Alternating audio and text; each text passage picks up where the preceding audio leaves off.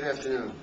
This morning we started a video series here today at Top Shape about proper form for different movements. And I wanted to explain today the essence of a weight training repetition. Everything you do in weight training has to be done within the guise of what a repetition is. And I want to start with that today before we actually demonstrate a tricep push down. Now it's important to understand that the human body is not an accident. It's not a random chance hurling into existence. It was created, and it was created with scientific precision.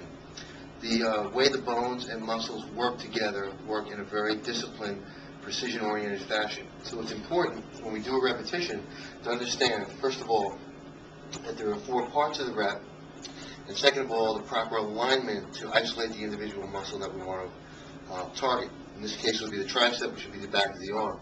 Now, the first part of repetition will be the positive. Positive is the actual lifting part of the weight. You see the stack going up against gravity. The negative is the actual going down with gravity. So the positive is the lifting, the negative is coming down with gravity. Now inside the repetition, several things take place. Number one, at the top of the positive, when you can no longer lift the weight any higher, the muscle is in a contracted form. That contraction is called the concentric contraction. In the concentric contraction, the muscle is actually shortening in length. Okay? On the negative, when we come up, the muscle is in what's called an eccentric contraction. That's where the muscle is elongating. Okay?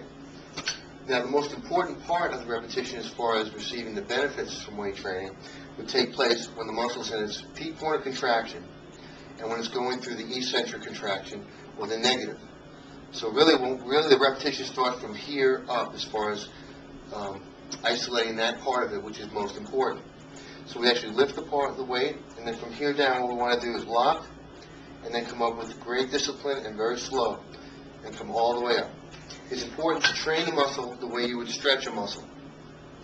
A muscle will only develop as far as it is stretched. So if we limit the movement to here, like you'll see many people doing, and they just do the bottom part of the movement, we've lost over 50% of the benefit.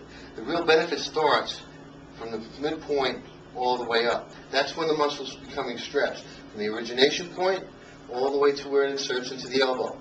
I want to pull it apart, okay, under the stress of the weight. So from here I'm coming up slow, and now the muscle's starting to stretch under the stress of the weight, and I'm stretching it until I can go no farther. This is the maximum stretch point. That is the other aspect of the rep that is very important. Now the bone alignment position for this movement is very important also. What we want to do is move the upper arms forward to the torso. By doing that, I'm eliminating the shoulders, much more powerful muscle here, which will be recruited if I don't, from helping the tricep. If I leave my arms at my side, the shoulders can now play a large role in lifting the weight. By moving the arms forward, I eliminate the shoulder from the movement. So what I want to do is come forward to the torso, elbows slightly forward to the belly button. Now this is an isolation movement, which means the one joint only is moving. So I don't want to be getting involved in this kind of movement. The upper arm is stationary. I'm just going to extend the upper arm with the lower arm right there, and I'm going to come all the way back. Remember, the most important part of the repetition is the negative or the way up, and I want to stretch as far as I possibly can. I hope that was helpful.